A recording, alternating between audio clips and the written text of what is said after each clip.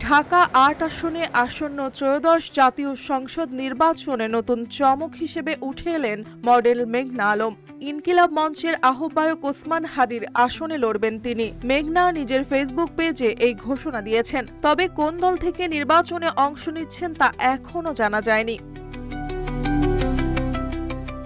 Facebook পোস্টে মেঘনা আলম জানিয়েছেন, ঢাকা ৮ আসনকে নারীদের জন্য সবচেয়ে নিরাপদ এলাকা হিসেবে গড়ে তুলবেন। তিনি বলেন, বাংলাদেশের রাজনৈতিক ইতিহাসে বহুবার দেশকে সিঙ্গাপুর বানানো হবে ধরনের প্রতিশ্রুতি শোনা গেলেও বাস্তবে তা হয়নি। তাই তিনি এমন নেতৃত্বের প্রয়োজনীয়তা অনুভব করছেন, যার চিন্তাভাবনা, শিক্ষা ও আন্তর্জাতিক গ্রহণযোগ্যতা বাস্তব উন্নয়নের সঙ্গে মেলাবে। কিউব হোল্ডিংসের গল্পে সেই রেখাটি আঁকা হয়েছিল আজ থেকে ১ যুগ আগে। নকশাই আমাদের ভাষা।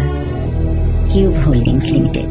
মেঘনা আলম জানিয়েছেন, নির্বাচিত হলে নারীদের নিরাপত্তা নিশ্চিত করতে আধুনিক ও কার্যকর সিসিটিভি ব্যবস্থা চালু হবে।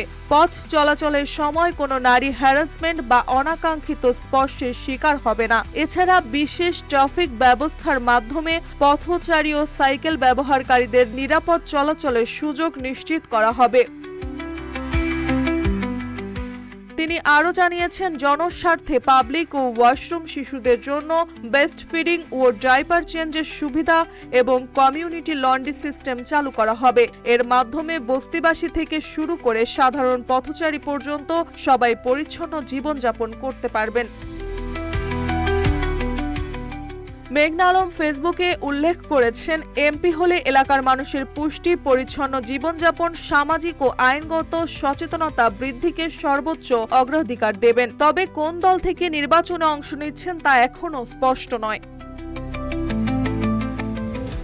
ঢাকা ৮ আসনে মডেল মেঘনা আলমের প্রার্থী হওয়া ইতিমধ্যে রাজনৈতিক ও জনমনে আলোড়ন সৃষ্টি করেছে। নারী নিরাপত্তা, সামাজিক উন্নয়ন ও বাস্তবমুখী পরিকল্পনা তার নির্বাচনী প্রচারণার মূল প্রতিশ্রুতি হতে চলেছে। মার্জিয়া মৌ, রূপালী বাংলাদেশ।